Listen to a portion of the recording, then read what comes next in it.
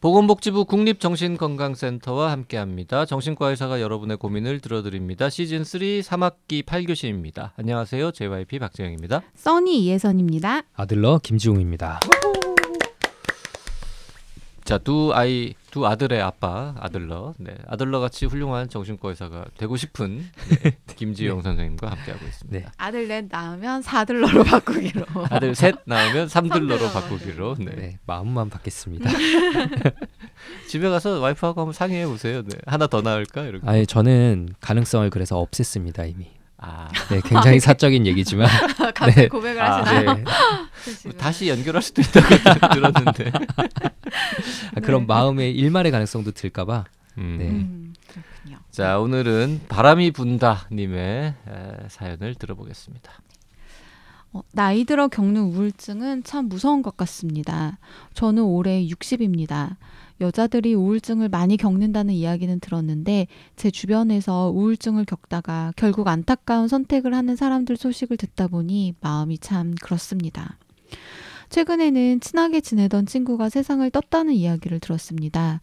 코로나19가 시작되고 나서 서로 조심하느라 만나지 못했는데 얼마 전에 비보를 들었습니다. 그 친구는 성격도 매우 활달하고 호쾌하고 무슨 일이든 앞장서서 일하는 대장부 스타일이었거든요. 항상 에너지가 넘치는 친구였기 때문에 그 친구가 그렇게 됐다는 소식을 듣고도 실감이 나지 않았습니다. 충격이었어요. 그 친구가 우울증이 있다는 건 알고 있었습니다. 하지만 겉으로 보기에 아무렇지 않았어요. 우울증이 있는 친구라고는 느낄 수 없었습니다. 남편과도 잘 지내고 즐겁게 지내는 것처럼 보여서 괜찮다고 생각했어요. 우울증이라고는 해도 아주 가벼운 우울증이라고만 생각했는데 남편과 맛집에 가자고 했다가 일이 꼬여 다시 집으로 왔대요.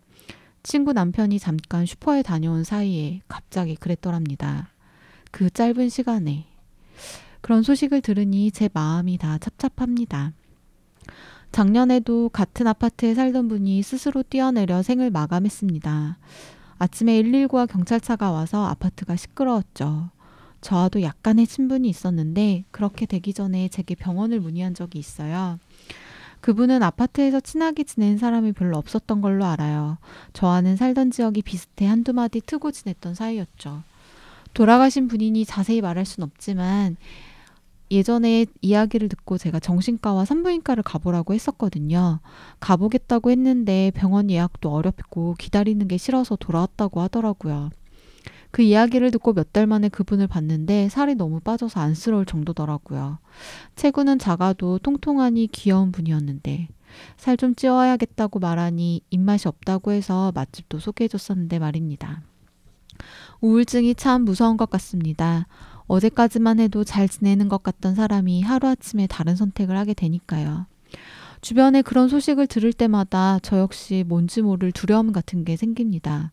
혹시 나도 우울증이 생기면 어떡하나 하는 걱정이요. 제가 생각했을 때 저도 과거에 우울증을 앓았던 것 같거든요. 지금은 많이 극복했습니다만 가끔 우울증이 다시 올까봐 걱정합니다. 치료를 받거나 약을 먹진 않았고 다른 곳에 신경 쓸 일이 생기면서 자연스럽게 좀 나아진 것 같아요. 주변에 이야기를 전하면 자식들은 만약 엄마가 우울증인 것 같으면 꼭 말해달라고 요즘은 병원에 빨리 가면 약도 약한 거 먹고 짧게 먹고 끝낼 수 있으니 너무 걱정하지 말라고 하더라고요. 그렇게 말해주니 든든하기도 하고 괜히 걱정시킨 건가 싶기도 합니다. 그렇게 말해줘서 고맙지만 정말 내가 우울증이 생기면 그 생각을 할 수 있을까 하는 걱정이 들기도 합니다. 우울증이 오지 않게 하는 방법은 없을까요? 우리 나이의 우울증이 정말 무섭습니다. 네. 60세이신데 주변에 지인이 두 분이나 지금 스스로 생을 마감을 하셔가지고 그것도 우울증 때문에. 근데 본인도 우울증을 앓았던 경험이 있으시니까 걱정이다. 네. 참 무서워요. 네. 그렇죠. 그러니까 우울한 감정을 느끼는 거는 당연한데 이게 그냥 우울한 감정인 건지 우울증인 건지 참 스스로 판단하기는 어려울 것 같긴 해요. 그 스스로 판단 안 될 경우도 있고요. 그리고 이제 스스로 감정을 잘 못 느끼셔서 우울증이 꼭 우울한 감정이 있어야만 그런 거 아니거든요. 아, 네. 예민한 감정일 수도 있고 아니면 신체 증상으로 나타날 수도 있고요. 네. 그래서 주변 사람들이 보는 시각도 되게 중요하고 음. 그러니까 우울증은 마음의 감기다라는 그런 캐치프라이즈가 이제 정신과의 문턱을 낮추는 데 도움이 됐던 것도 사실이지만 네. 동시에 이거는 좀 지나면 낫는 거 아닌가? 아. 네. 약간 뭐 운동하고 잘 챙겨 먹고 이러면 그냥 극복할 수 있는 거 아닌가? 라는 가벼운 이미지를 심어준 것도 좀 사실인 것 같아요. 그러게요. 두 가지 측면이 다 있었던 것 같아요. 네. 그렇군요. 그게 마음의 감기라고 얘기하니까 극복 못하면 아니 감기 가지고 저렇게 네. 이렇게 이제 되는 측면도 좀 있어가지고 음. 우울증이 오지 않게 하는 방법은 없을까요라고 했는데 그 저 옛날에 이제 공부할 때 기억은 잘 안 납니다만 제일 좋은 거 뭐 운동, 운동. 햇빛 쬐기, 뭐 음. 산책, 뭐 부정적인 생각하지 않기, 뭐 취미생활하기 이런 이제 네. 누구나 다 아는 음. 이런 거 말고는 사실 특별한 예방법은 없었던 것 같은데. 네. 아, 코로나19 때문에. 근데 그 중에서도 좀- 제일 왔다는 역시 운동 아닙니까? 네, 맞습니다. 음. 네, 맞고요. 특히 야외 운동하면은 햇빛도 받고. 한 큐에 여러 개 되죠. 네, 음. 햇빛도 아, 받고. 햇빛도 받고. 네, 이게 또 사람 몸이 참 신기하게 만들어져 있어요. 그래가지고 그냥 러닝머신 달리기보다 네. 밖에서 이렇게 산책하면서 그 달리기 하는 게 여러모로 효과가 더 좋다고 하는데 햇볕 쬐는 것도 있고요. 우리가 밖에서 달리면은 눈알을 이리저리 굴리면서 네네. 좌우를 살피잖아요. 음흠. 이거 자체가 아직은 확실히 밝혀지지 않은 치료 기전이 있어요. 오. 우리 그 EMDR이라는 트라우마 치료법 할 때도 네. 눈동자를 이렇게 좌우로 돌리게 하면서 상담을 하거든요. 음. 그러면 음. 감정이 해소되는 기능이 있어요. 네. 그러니까 우리 뇌에 숨겨져 있는 비밀 기능 같은 거죠. 오. 그러니까 밖에 경치 보면서 이렇게 좌우로 이렇게 하면서 달리면 그 자체로 우리 부정적 감정들을 해소하는 그런 기능이 뇌에 숨겨져 있습니다. 그 러닝머신 탈 때 그러면 네. 한쪽에는 이제 텔레비 틀어놓고 네. 한쪽에는 이제 태블릿 하나 틀어놓고 왔다 갔다. 이쪽 거 보다가 저쪽 거 보다가 이렇게 고개를 좀 이렇게 돌리면서 하면은 좀 도움이 될란가? 아, 역시 JQ. 그런 러닝머신을 만들어야 되는 건가요? 고개도 돌리게 만드는. 비싸게 팔 수 있을 것 같은데. 그 빛도 정말 중요하다고 제가 네. 어디서 무슨 논문인지 어디서 기사인지에서 봤는데 햇빛을 받기 힘들면 집안에 불이라도 밝게 키면 그것만으로도 또 약간 도움이 된다 뭐 이런 것도 본 적이 네. 있는 것 같은데 우울증이 다시 올까봐 걱정이다. 참 안 왔는데 네. 경험이 있으시니까 게다가 주변에 이제 우울증으로 그쵸. 뭐 이렇게 네. 이런 분들이 있으니까 걱정이다. 이거 걱정하는 마음도 우리 당연히 이해는 되잖아요. 네, 당연하죠. 근데 저도 이제 부모님이 이제 연세가 들어가시고 또 할머니께서 암으로 돌아가셨기 때문에 그럼 부모님이 암에 걸리면 어떻게 하지? 라는 혹은 내가 암에 걸리면 어떻게 하지? 라는 걱정이 드는 건 당연하잖아요. 그렇죠. 네. 근데 대부분의 걱정은 사실 우리가 그냥 할 수 있는 거 해야지 뭐 걱정한다고 달라지는 거 없잖아요. 할 수 있는 거. 그래서 암을 예방하기 위해서 그냥 건강검진을 한다. 예, 우울증을 예방하기 위해서 지금 내가 할 수 있는 거. 아까 제이피님 얘기한 뭐 운동을 그렇다면 조금 더 늘리거나 아니 일부러 햇볕을 집에 있을 때도 햇볕을 좀 더 쬐거나 예, 친구들과 가족들과 이런 이야기를 하는 시간을 좀 더 늘리거나 그런 식으로 좀 예방하는 법밖에 없지 않을까요? 맞아. 근데 지금 우울증을 알았었고 극복했다라고 하셨는데 약을 드신 경험은 없다고 그랬습니다. 그러니까는 뭐 심하셨던 건 아닌 것 같은데 게다가 좀 좋은 거는 자식들이 엄마 우울증일 것 같으면 꼭 말해라. 그리고 병원에 빨리 가면 약도 약한 거 먹고 짧게 먹고 끝낼 수 있다. 이거 굉장히 정확한 표현 아니에요? 그렇죠. 아드님이 네. 의료인인가? 아주 오픈 마인드시라서 너무 다행이고요. 우리가 암을 예방하기 위해서 약간 아까 말씀드린 것처럼 정기 검진도 하고 네. 조금만 증상이 나오면은 이거 암인가 이러고 체크를 하잖아요. 왜냐하면 조기에 발견해야지 빨리 나으니까. 우울증도 정신질환도 똑같거든요. 네. 더 깊게 들어가기 전에 빨리 잡아야지 이게 또 빨리 낫고 재발 확률도 떨어지고 이렇게 되고요. 그러니까 한 10% 정도의 사람들은 살면서 우울증을 한 번씩 겪는다고 하니까 분명히 앞으로 올 가능성도 있기는 있습니다. 하지만 솔직히 안 올 가능성이 더 많을 거고요. 네, 그냥 지금에 집중하는 게 더 행복한 삶을 사는 게 유일한 방법이죠. 정말 내가 우울증이 생기면 아이들한테 우울증이다, 엄마 우울증인 것 같다라고 말을 할 수 있을까라는 걱정까지 하셨는데 할 수 있죠. 그거 왜 못하겠습니까? 근데 우울증이 온다, 좀 심해진다라는 거를 알 수 있는 제일 좀 쉬운 방법? 어떤 게 가장 전형적입니까? 여기 일단은 다른 분들의 사연을 통해서 몇 개 남겨주셨어요. 네. 일단은 식욕의 변화. 식욕의 변화. 네, 식욕의 변화. 그래서 식욕 때문에 체중이 줄거나 아니면 오히려 너무 늘거나 단기간에요. 이런 급격한 변화가 있거나 그 자기 몸무게 5% 이상 정도 되는 무게가요. 그리고 동시에 수면의 변화. 잠이 너무 안 오거나 잠을 너무 많이 자거나 이런 신체적인 변화가 우울감과 함께 혹은 예민한 기분과 함께 갑자기 와서 하루 이틀은 누구나 이럴 수 있죠. 2주 연속 지속된다. 2주 연속 지속되고 삶이 재미가 없네. 부정적인 생각만 더 많이 드네. 이럴 경우에는 이제 우울증을 의심해 봐야 됩니다.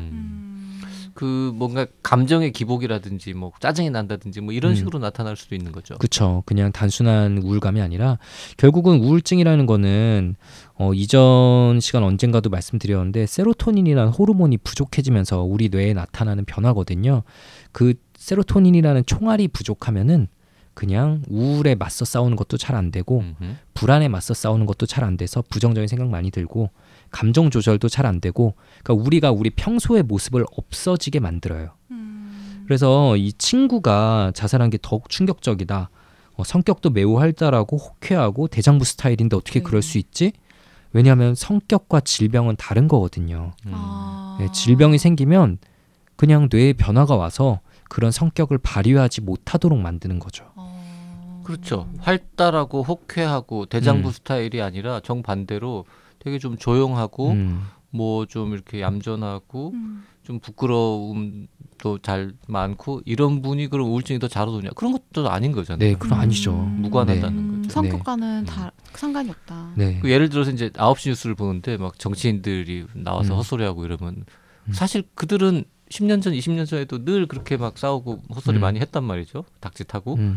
그때는 괜찮았는데 요새 갑자기 막 짜증이 너무 많이 나고 나라가 걱정되고 막 뭐 분노가 치밀어 오르고 이렇다. 이것도 약간 우울증의 증상일 수 있는 거 아닙니까?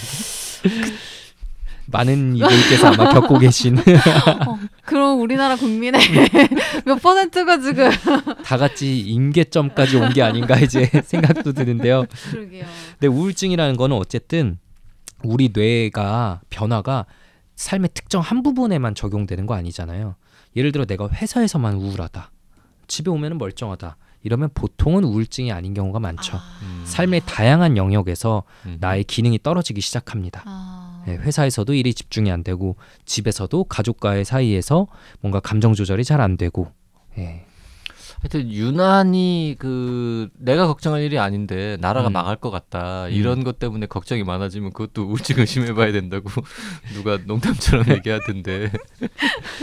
내가 걱정할 거리가 아닌데 왜 그걸 걱정하고 앉아있냐. 실제로 제 아는 정신과 의사한테 들었는데 네. 어떤 이제 환자분이 이제 8세 이렇게 이제 되게 90 가까이 되신 분인데 정신과에 와서 이제 뭐 이런저런 얘기를 하다가 너무 걱정이 되고 이분의 가장 큰 스트레스가 이러다 진짜 나라가 망할 것 같다.